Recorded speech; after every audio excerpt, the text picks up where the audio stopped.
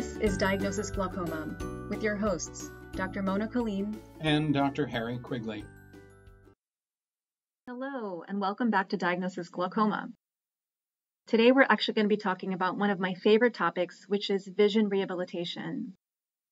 So glaucoma is a chronic ocular condition, and although we treat with medications, lasers, and surgeries, sometimes there is still some vision loss that can occur. It might not necessarily be visual acuity. It might be something like some loss of peripheral vision, or maybe color vision, contrast, that sort of thing. And it can affect the way that someone functions.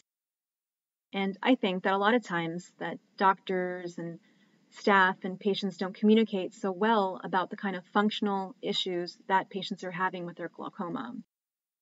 So in terms of what is low vision, well, there is a definition. Low vision is when the best corrected visual acuity in the better eye is 20/50 or worse, when someone has visual field loss, contrast sensitivity loss, or a blind spot. And another thing that causes low vision is that you have some kind of vision problem that interferes with your ability to function. And this could be any kind of your activities of daily living that you're bothered by. And of course, that's very individual. When you say if you're bothered by it, we have people who don't use their eyes much, don't read a lot, and for them, a very modest level of vision is perfectly adequate. So if you ask them, are you bothered? They'll say no. Then we have people who are active tennis players, people who read 8 hours a day, those whose jobs require that they work on a computer.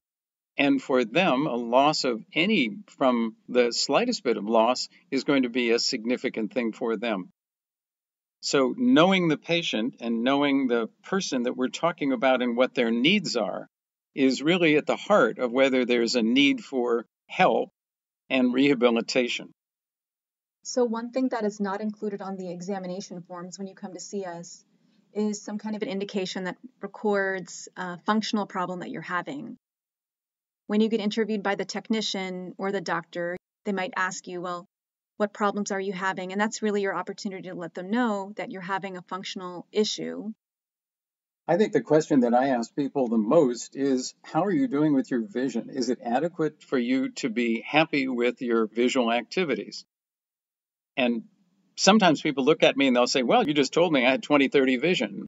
I'll say, yeah, but I see people with 20/30 vision who are having a difficult time. In fact, I just sent a lady with bilateral 20/20 vision to our reading specialist, our so-called low vision specialist, because she was unable to perform at a very high level in her government job, which required her to be on a computer reading various forms about 8 hours a day.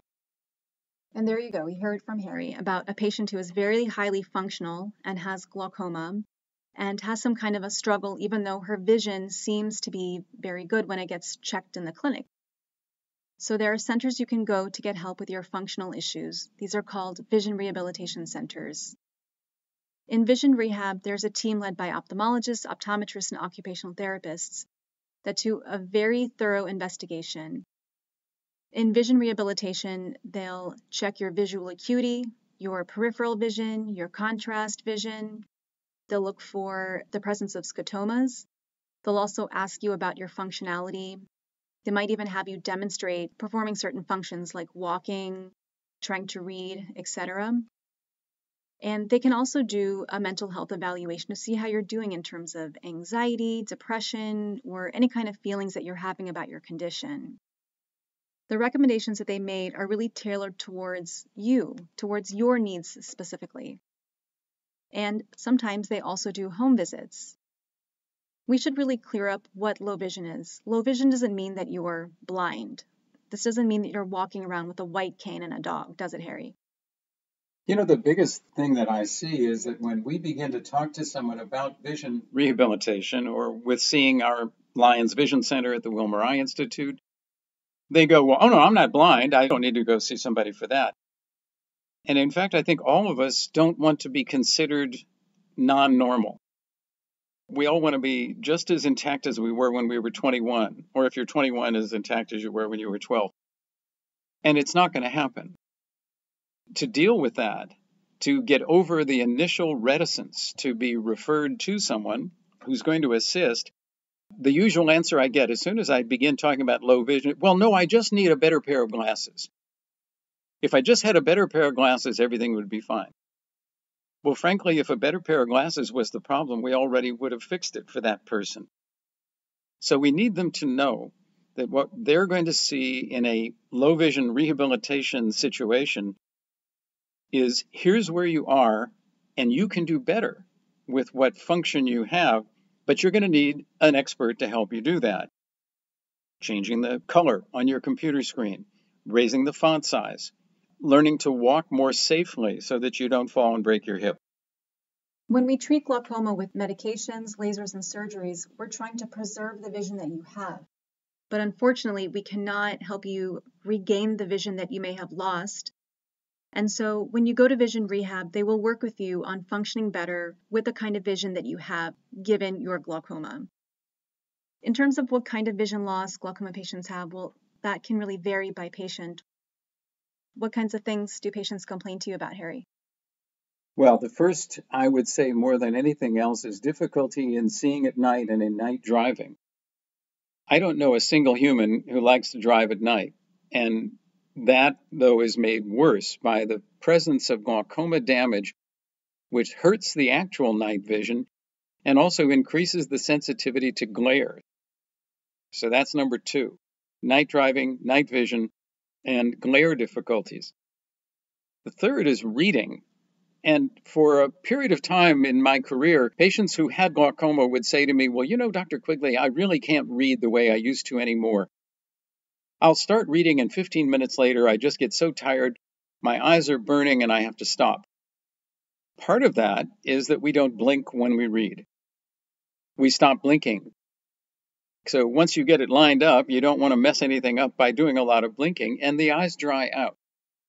So first, blink more while you're reading and especially while you're using the computer.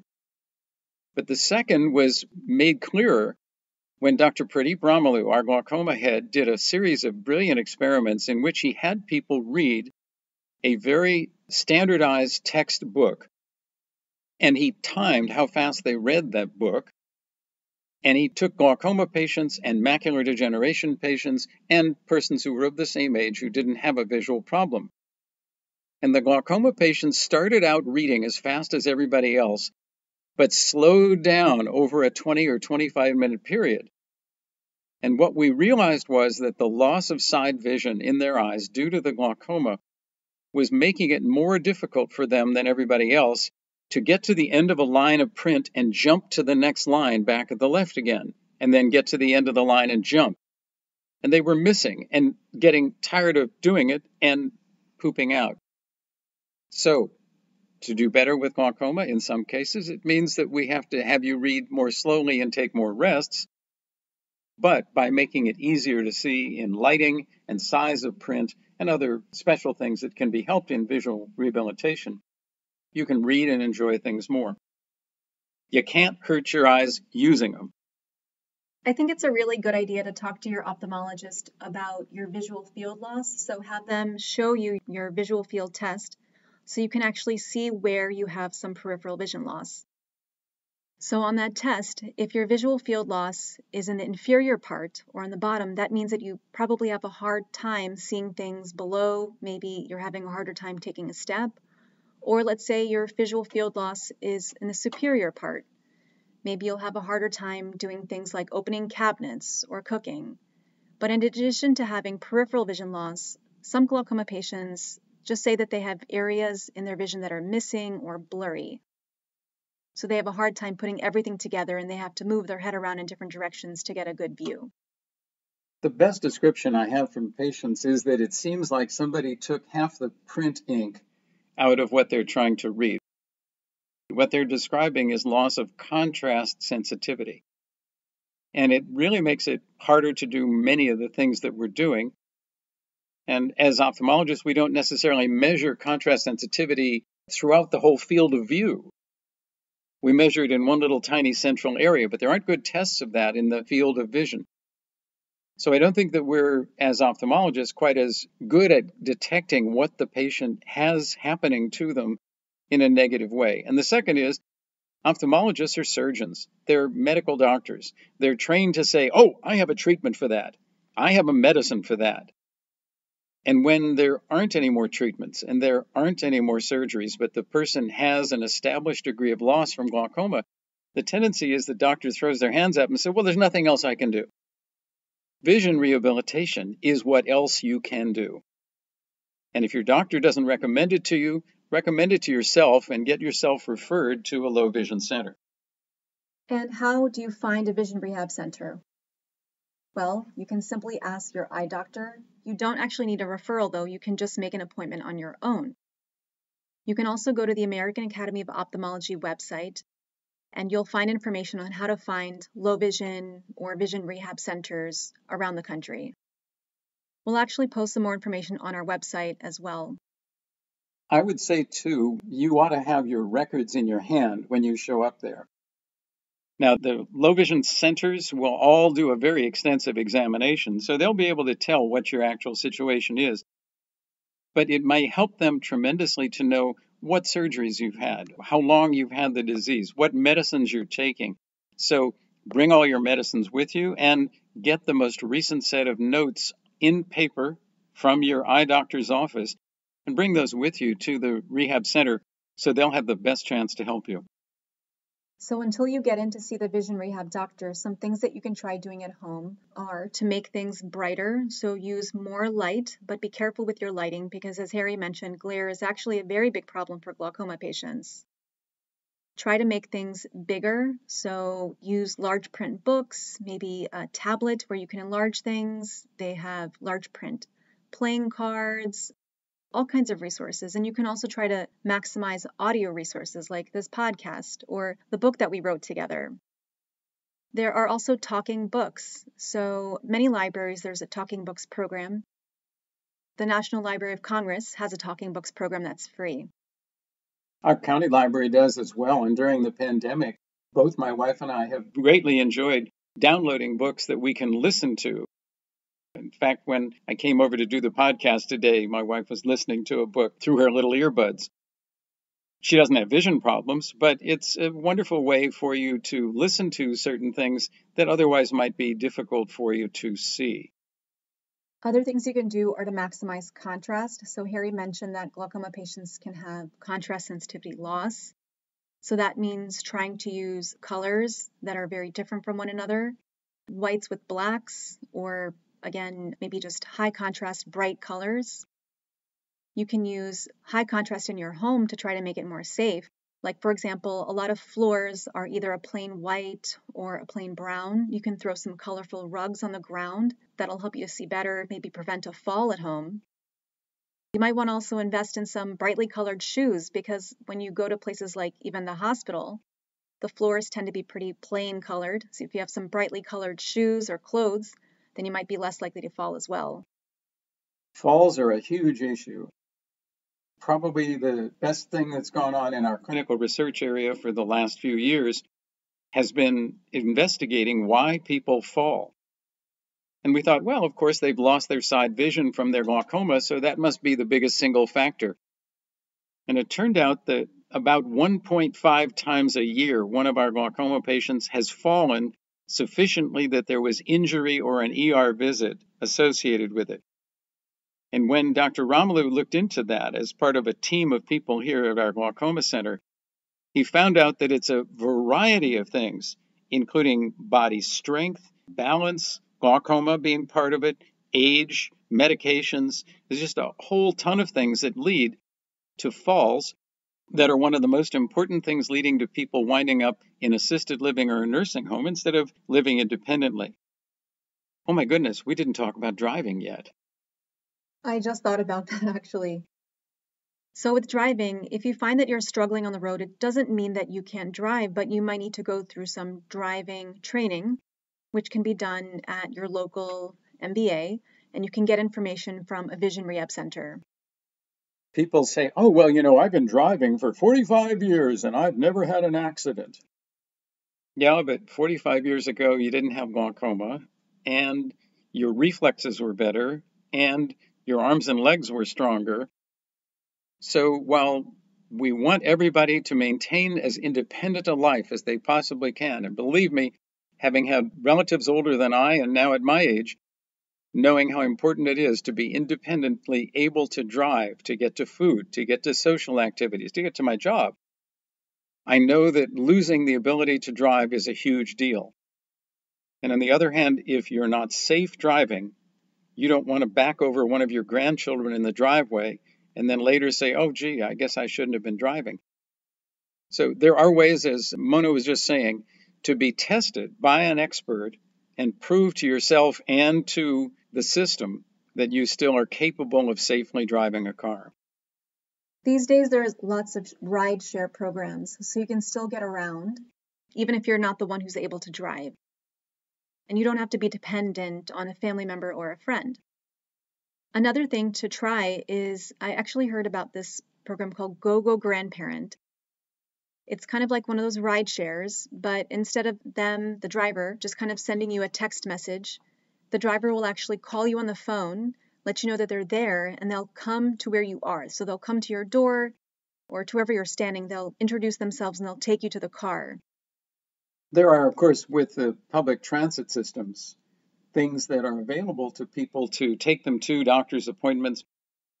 Many of my patients come to me by the county ride or other systems. So look into your local municipal services where you can get these kinds of abilities to not drive, because after all, some of us hate to drive, and it'd be nice to have somebody else to take you there in a bus or in some kind of shuttle service. All right, Harry, here's one more question. I actually was just asked this the other day. I have a patient who told me that he started seeing things that weren't there. He has advanced glaucoma. He said he was scared that maybe he was hallucinating. Like he knew that the thing that he saw wasn't there, but he still saw it. What do you think about that? Famous Frenchman, Charles DeBonnay, the Bonnet phenomenon. And this is something that is so common that when we asked patients to tell us under very confidential conditions whether they had seen shapes or tile patterns or things that look like a tree in the wintertime with no leaves on it against a light background, the branching patterns, 30% of people who had significant glaucoma damage said yes, they had seen such things. And of course, they're terrified by it, they're bothered by it.